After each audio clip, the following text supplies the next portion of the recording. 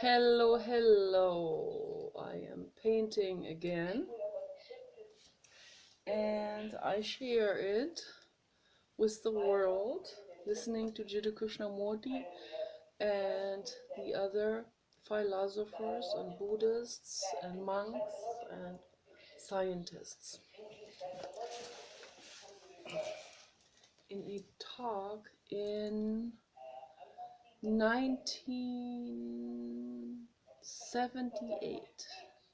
Yes, I was 13 years old then, and I wished I had known about them. I would have participated in those talks. I would have gone there.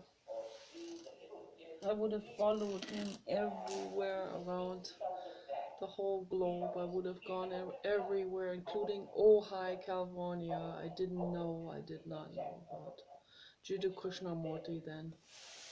But yes, we found out much later, much later.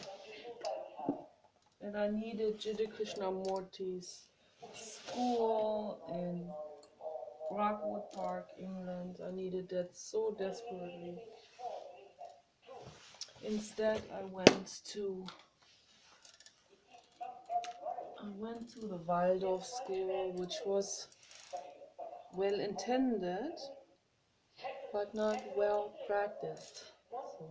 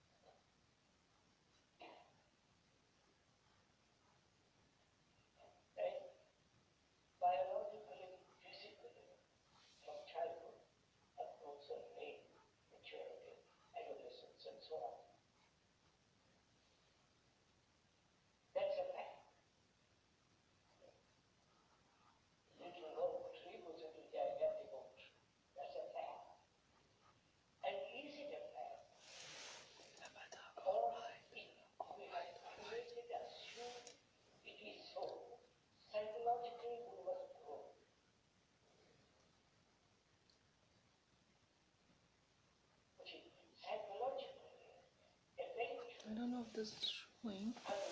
Probably not.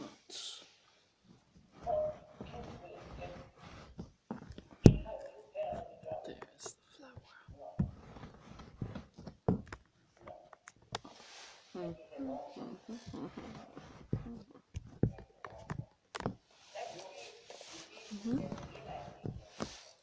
Okay.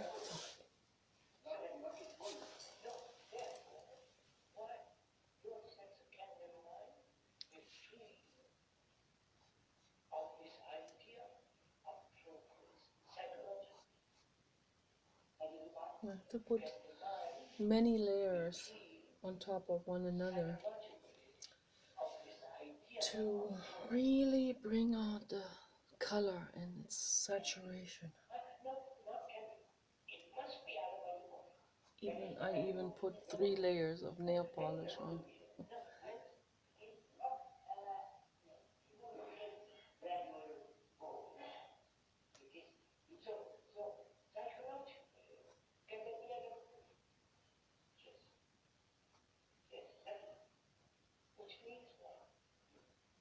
And I love short fingernails. I love it, love it, love it. Always loved it my whole life.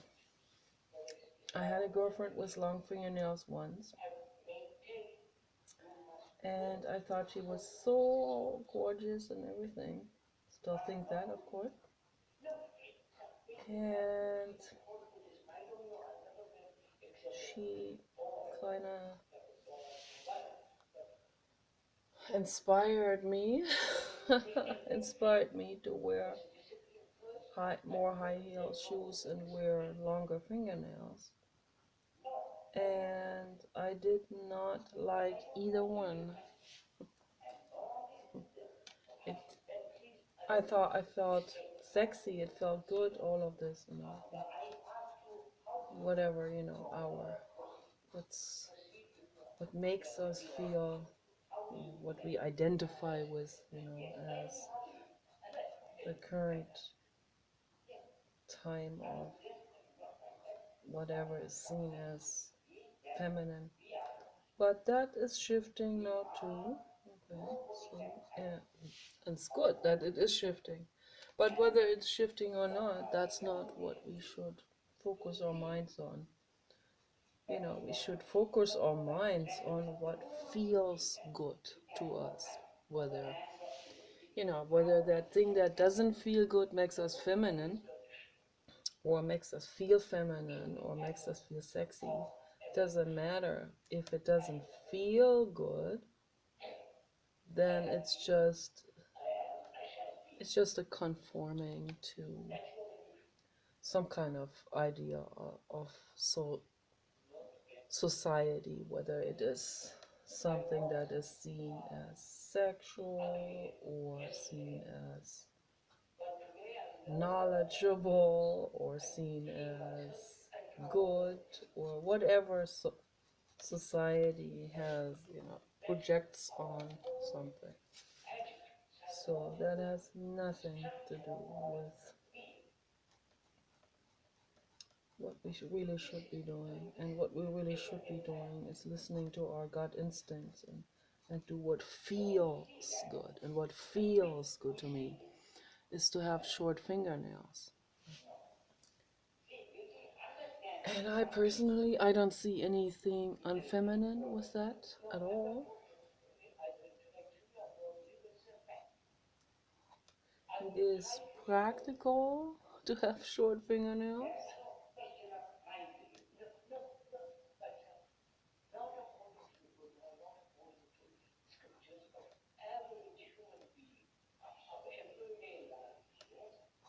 And it feels good to have short fingernails. And I only like men with really, really, really short fingernails. I do not like men who have claws and then they touch me with those claws. I don't like that at all. I have very sensitive skin. I like to. I had a boyfriend once who had very short fingernails, and he touched me very, very, very lightly. He touched me so lightly. He just touched me with the thick part here, this thick part of the fingers. When you see the finger in profile, we have this almost like a bump under our fingertip. And he just touched me with that very lightly. It gave me goosebumps. It felt really good.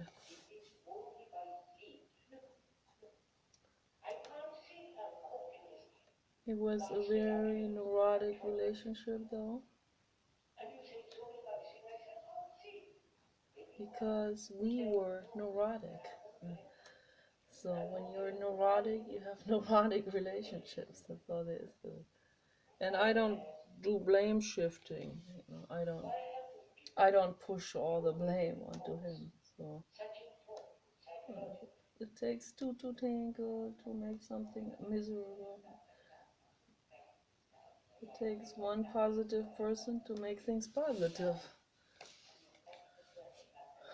That's how it is.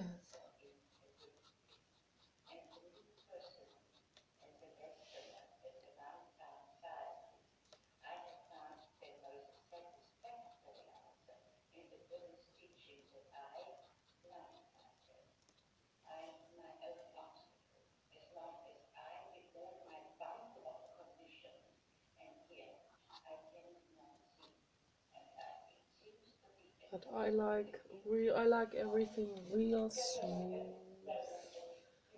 and gentle and round, and I don't like edges. I don't like claws. I don't like dirt sticking under fingernails. I don't like dirtiness. I like everything super, super squeaky clean.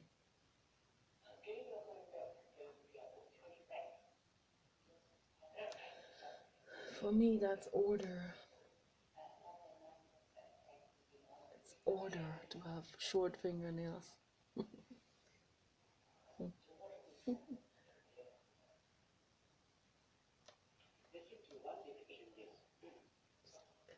It's orderly and cleanly, and I love that.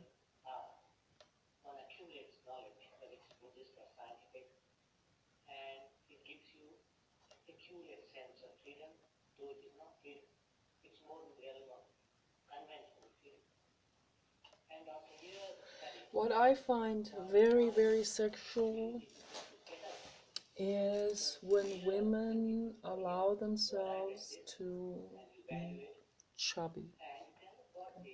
I find that very sexual, and I know that a lot of people feel that way. And if they don't feel that way consciously, they do subconsciously. And if they don't allow themselves to do it, they will get very mad at people who do allow themselves. And that in itself is the indication that the person is actually jealous of someone else who allows herself to be chubby. And that's how it works.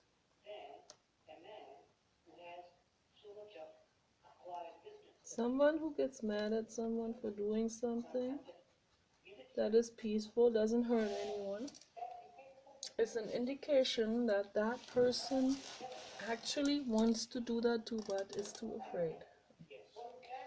That could be all kinds of things. For example, a man might get, oh, that's a good one here. A man will get real mad at another man for loving thick, big, really big, chunky, chubby women, or even, really big women. Some like really big women. Some like really obese women too. It's a minority, but that's not healthy.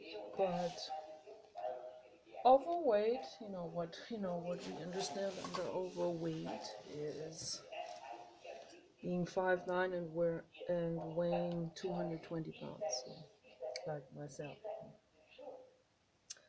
And there are men who get very mad at other men for liking those women like myself. And so the anger gives it away that they would like to do that themselves. They would like to love these women too. Love by love, very loosely. I mean, love. They would like to cuddle with them, but they don't allow themselves to do it. Too afraid of, too afraid of social stigmatization. I laugh about it because I find it extremely pathological and ridiculous, but it is very, very sad, actually. It's very sad. It's very sad when someone is so afraid of public, the public view of them. And the more public the person is, the more afraid he is of the public's view. So it's very sad. It's a terrible prison, actually. It's a terrible, terrible prison. Man, that's why I say to every single person, you need to become aware about these things. This needs to come into our awareness. It's even the worst thing when people are not aware of it. That's the absolute worst.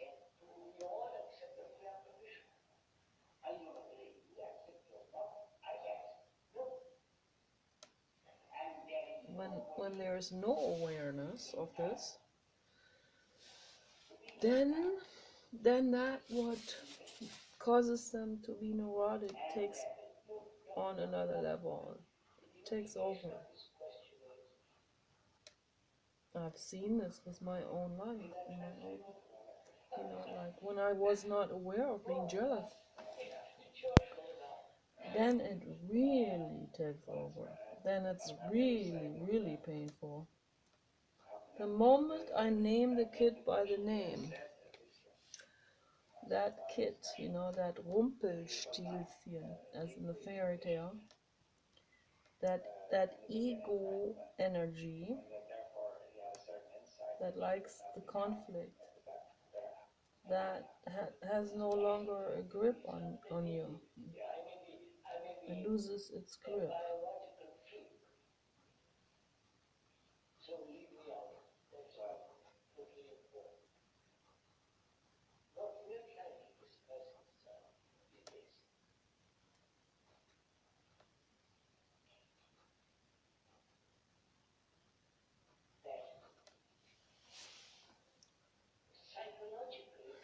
Yeah, there was a guy who I have even met, and he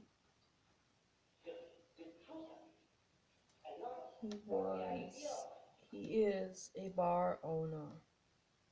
I'm not gonna say where it is, and he likes big women, and he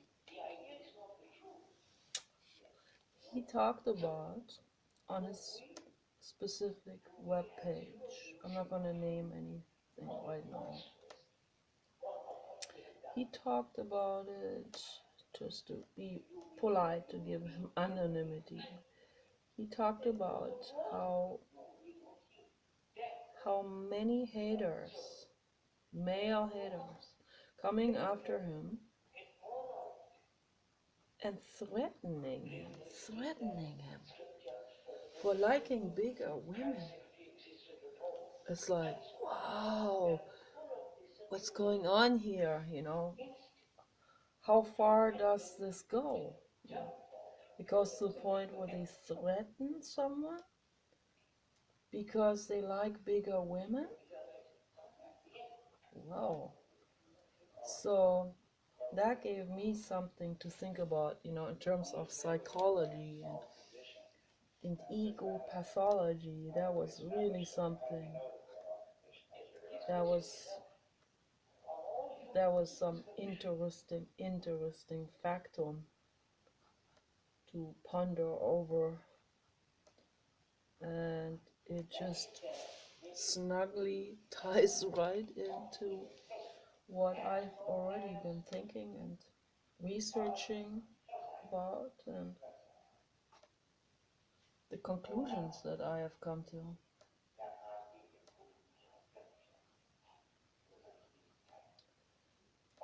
It is it they're jealous, okay, of him, that he can allow himself, that he has these chubby women that they really want, but they can't allow themselves to do. They are jealous of him for having that luxury of mind, having that freedom of mind, for not being afraid of social repercussions, whatever.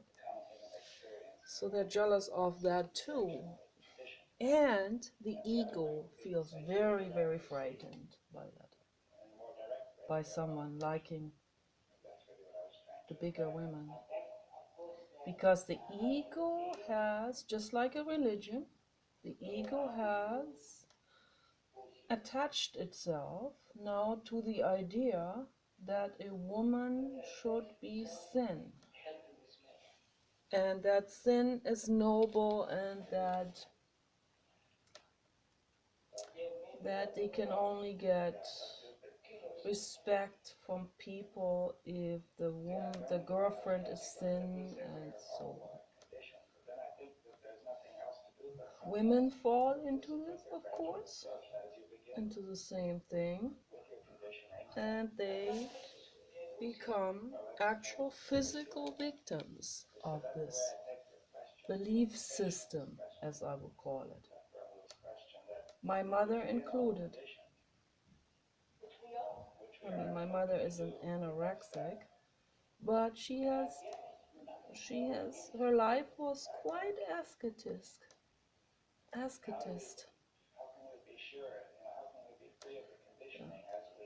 She deprived herself in the name of nobility. You know, that is neurosis.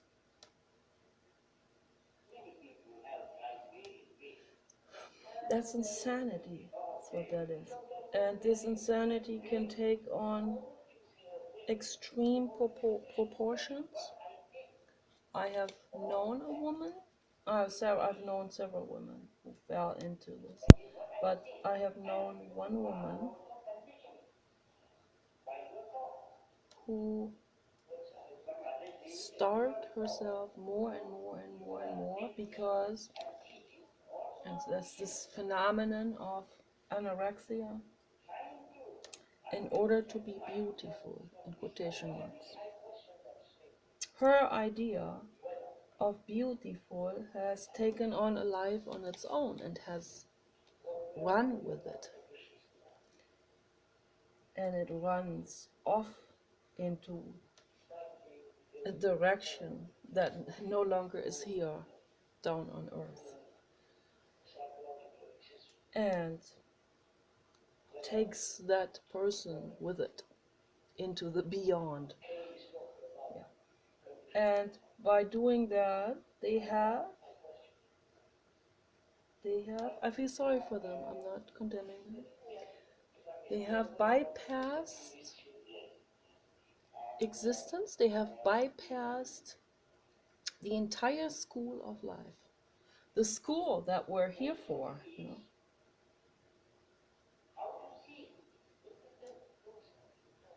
I'm not saying it's easy, I'm not saying, oh, they should have done it better. I'm just reminding them that they have bypassed their school. And the school is that I liberate myself regardless of the odds of my surroundings. And it's very simple to liberate yourself. You just do it. You just do it. I saw a film on anorexia, and there were they had good therapists, and they cried a lot, which is good. There was this teenage girl who, and she has kind of like a thicker frame, a thicker bone structure and everything. And she hated that, and she wanted to overcome basically her own genetics by starving herself and becoming really, really thin. Well, it's the collar. They always want the collarbone to show, to stick out. I think that's noble. They think that's beautiful. It has nothing to do with healthy. It has nothing to do with sexuality anymore. It has nothing to do with life and abundance anymore. But I'm making a video right now. Making a video. We'll talk about it later, okay? So it always takes me out of my train of thought. So anyway, well, he doesn't know better. So anyway,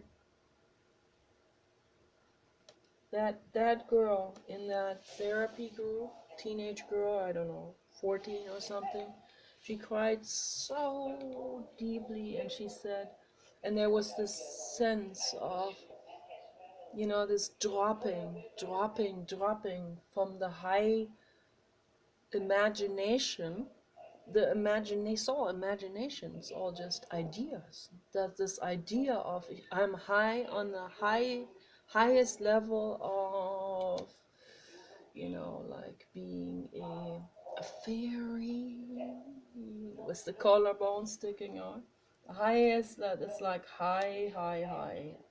It's this feeling of, yeah, I belong to the fairies or whatever. And this coming down from that, you know, because reality kicks in. The therapist brings reality to her and says, you are going to die if you do this. And so she realizes it, and she's almost like a temper tantrum of a child that says, I can't have my candy, or I can't have my doll, or whatever. The candy of anorexia. And she said, then I will never be beautiful and thin. So when I saw that, it was so incredibly sad. This, how extremely, how ironically, brutally banal this reasoning, all of this is. The banality of it, this shocking, because that's all it is behind anorexia. Is they want to be, it's the ego that attached itself to this social standard. This did not happen in 1800. This illness did not exist.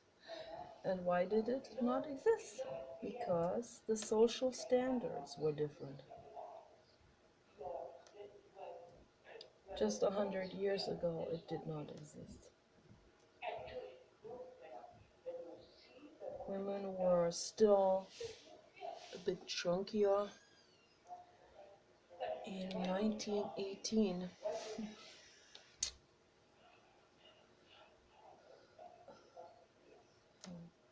then came this photo model Twiggy, and she completely changed this all around, this standard, and women went, oh, haute couture, I want to be a photo model. Haute couture, I want to belong to that. This is cool, this is cosmopolitan, this is noble.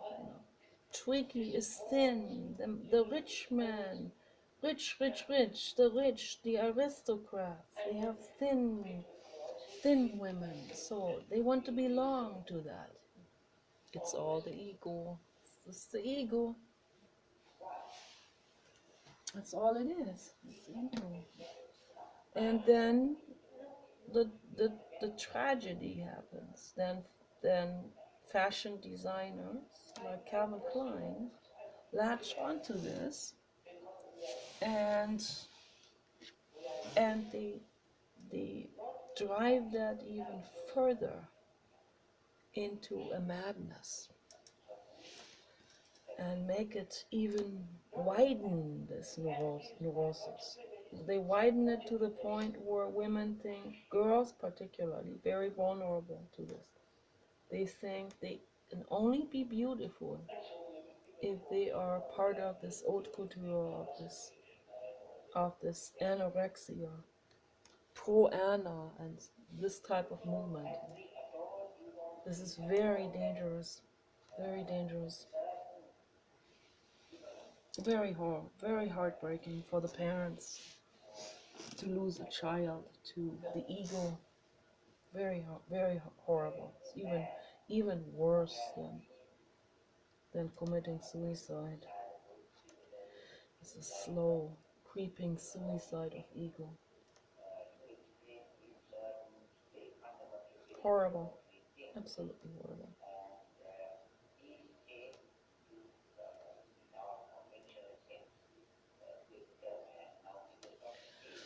Now, when I was a teenager, I gobbled myself fat and I liked it. I also wanted to look like my baby brother because my ego had identified itself with baby brother is chubby, he gets love, thus chubby gets love. So it's a completely different type of association that happened with me. And that's still with me, and also it also ties into the biology of women, where it is a fact that a chubbier woman is more sexually desirable.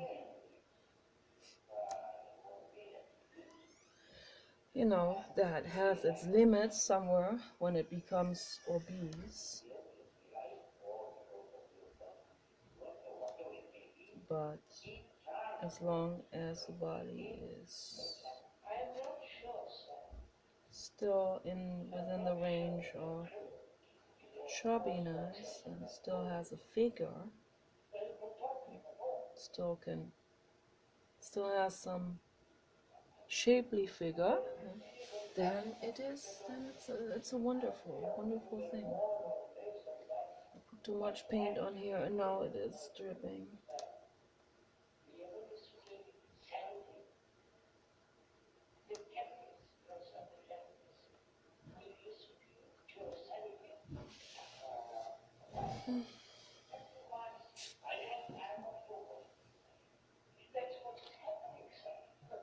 I have to take some off. I don't want this dripping.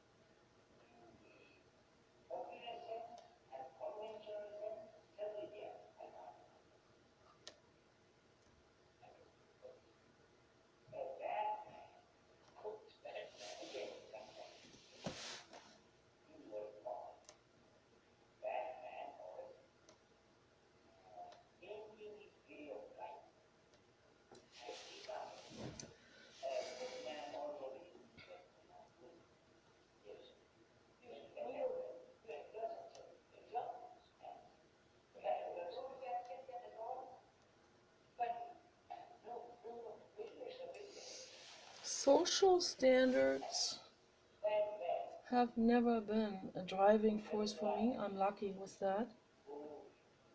I don't know how hard it must be for other people. I can only faintly imagine that it is probably a humongous stress factor and humongous driving force, humongous motivator. It's very sad. If we can just turn this around,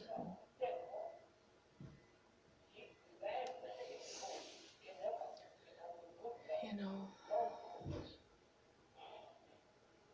I remember when we were still watching TV, there was this show in Eliminate. I don't know if any of you have watched this on TV, a reality show, all these contestant type of shows. And there was there was this woman, and she was okay, looking not bad.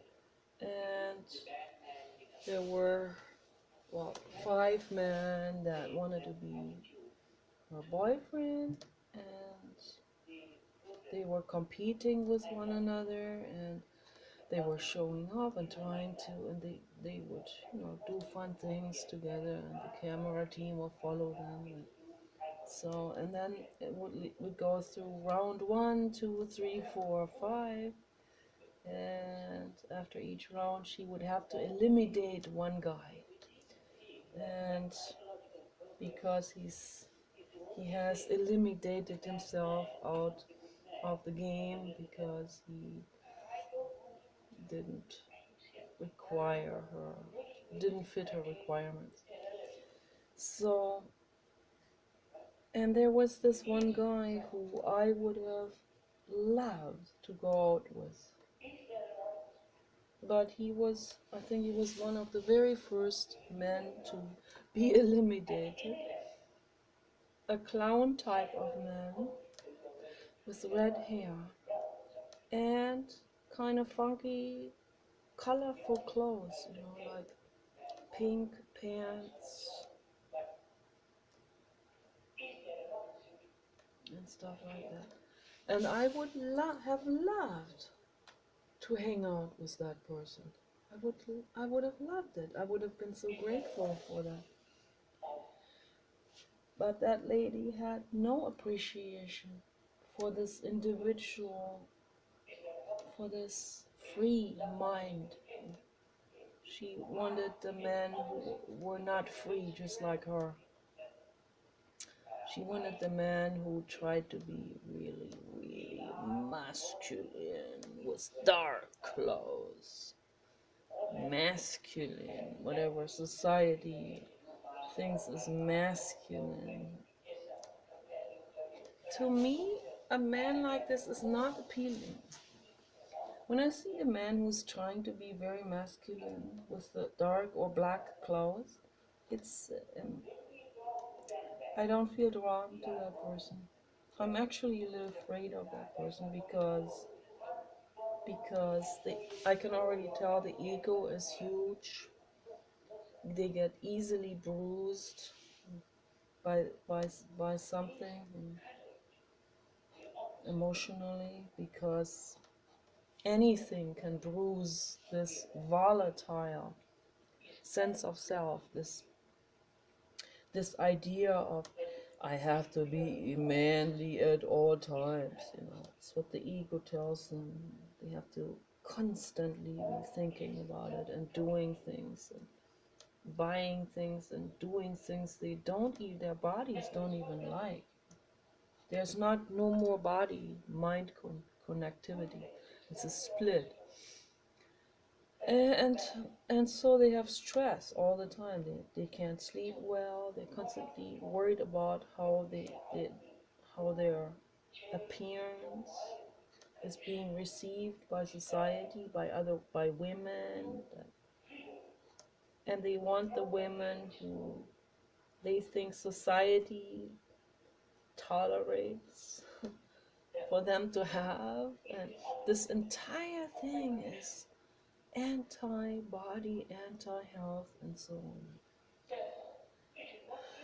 And she chases away, she turns down this beautiful redhead, this jester type of man who's free, who even moved his body in a free way. To me, that's amazing. Absolutely amazing. Why?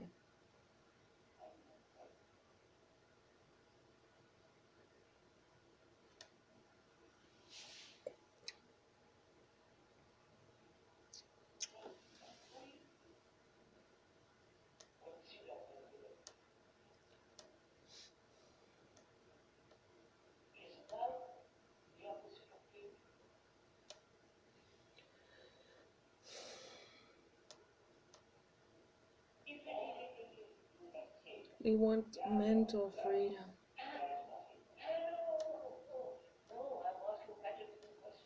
And if that brings up tears, the mental freedom, if there's some kind of dropping from some kind of pedestal happening, like with that teenage girl, I can never be thin and beautiful. Or a man who says, I will never be rejected by my asshole dad. I will never be accepted by my asshole dad. then that's okay. Then let yourself feel that feeling that I will never be accepted by my hard, brutal father or friends. They will never accept me, they will laugh about me. Cry about it. You can cry about it. And then I recommend you to not see these people again. There are better people than that out there. And this shift starts with you. You have to make that shift. When you see the same with withdrawing from drugs. You don't withdraw from a drug and then you go back to the same drug addicts. It's the same thing. Quitting drugs is a complete life reform. It's a real dramatic life reform. You change your entire friendship circle. You change the way you think. You let yourself cry. You eat healthy. You begin to have compassion. Things that a lot of people don't allow themselves to have because they're afraid to be labeled gay. Men, afraid to be labeled gay. That's another biggie in the ego field. And then the shaming, the shaming of people who allow themselves to be themselves. They get so much hate from those people who cannot allow themselves to be themselves. Again, out of jealousy for them allowing themselves to live that luxury of allowing themselves to be themselves, and for the jealousy of their lifestyle and the jealousy of their freedom of mind, and the ego feeling threatened. Again, the same thing, ego feeling threatened by this other lifestyle, because it's an undermining of the ego. It exposes the ego for what it is. The ego wants to continue that play of lies. It gets very angry when it gets exposed by truth. Yeah, that's what it is. What's going on.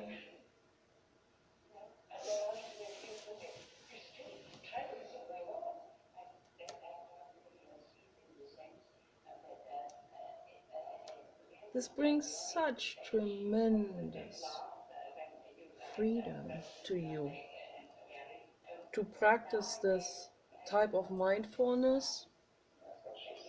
Mindfulness is like a daily living meditation. This here painting is a meditation. It's mindfulness. It's breathing. It's doing things not in a haste. That's doing things in a complete, infinite love, joy,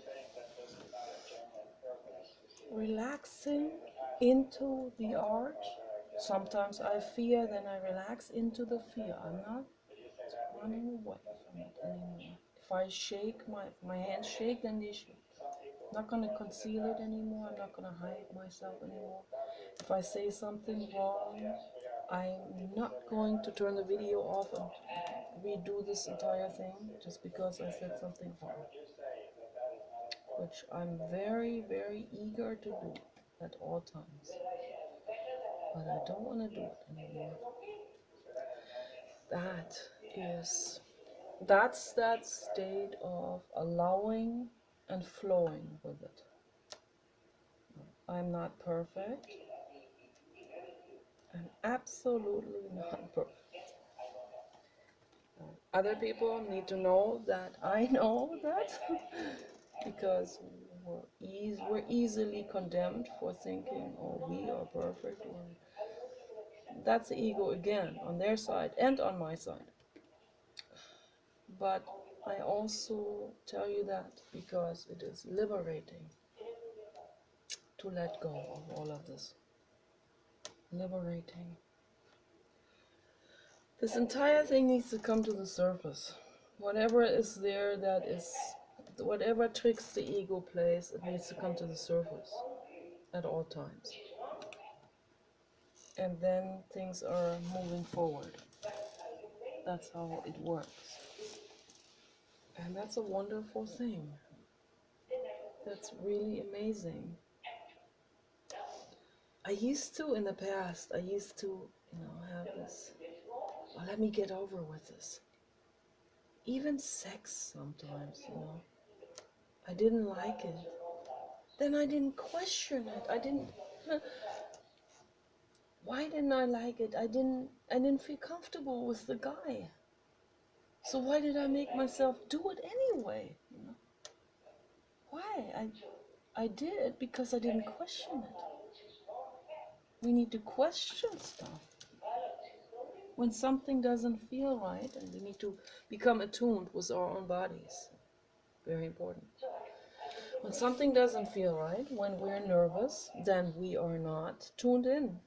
Then we are not feeling comfortable. And when we don't feel comfortable, we are not comfortable with that other person. It's as simple as that. I used to be in love, which is a terrible thing to say. Love, to abuse that word love so much. In love, as in being infatuated or being worshipping or being a fan of some asshole that an asshole who would not even acknowledge me. And then if he thinks, oh, I feel like it right now, let me take her. Happens to so many women. And then they end up in bed with an asshole. And they're adoring that asshole, but the asshole isn't adoring them. The asshole is just utilizing them in that moment. They're still in this starry-eye fan mode, which is a terrible state. It's not sexual at all. It's nothing to do with sexuality. It has nothing to do with kind of like, the crazy teenage girl being in love with a rock star. That's not sexual. That's based on an idea. That glorious guy is an idea. That's because the guy's not glorious at all. And we put ourselves into this stressy situation. We want to please him. We want him to love us. We want him to think we're cool, whatever, all these ideas. It's ridiculous. I don't want I don't want a guy like this anymore. I don't want it. I'd rather not have any. I don't want James Hetfield anymore. I don't want it.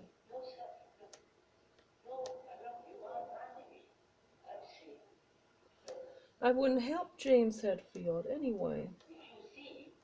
I wouldn't help him psychologically if I sit there with starry eyes. I'm not helping him. He would know that I'm not even real in that moment. I'm not even myself. I'm not even attuned. I don't even see him. I see him through a lens of the ego.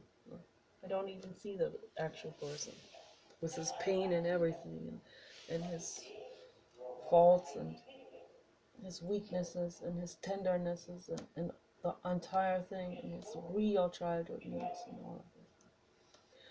I see this mega star. It's just an example, out of thousands of examples that I could list here. So that's not sexual. That would, if I was in bed with James Hetfield, I mean, I wouldn't even, this would never happen because he turned out to be a very cruel person. So that fixed it for me with him. His cruelty has killed, to say that word. I don't like it, but in this sense, it actually killed my desire for him completely. Because luckily I'm a compassionate person, and the compassion is still above the starry-eyed rock star type of idolatry.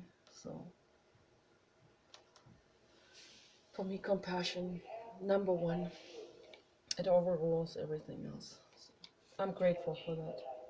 So see other people who don't have that yet. So, but you can develop it. If you don't have it, you can develop it. If you become conscious, really conscious about it, have strong compassion for another living being, then you put that above yourself. So it's very interesting for me to see that now that with the YouTube videos, I've become more used to it. It doesn't mean I'm now comfortable like Letterman or whatever their names are. No, some of them aren't even comfortable with me. So, but I've become more used to it now, talking in front of a camera. I don't know about live interviews, probably could not do it. I don't know if I could do a live hangout conversation. I don't know.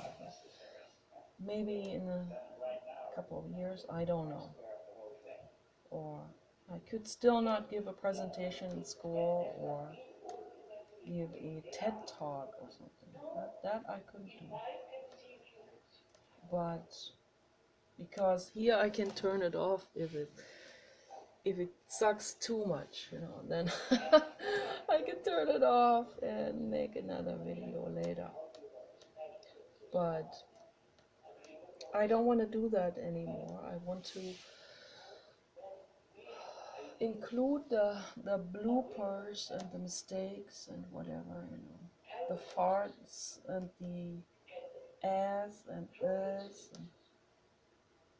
and burps and ridiculous mistakes or Freudian slips or whatever. So I want to lean. That's what Pema Chodron means. By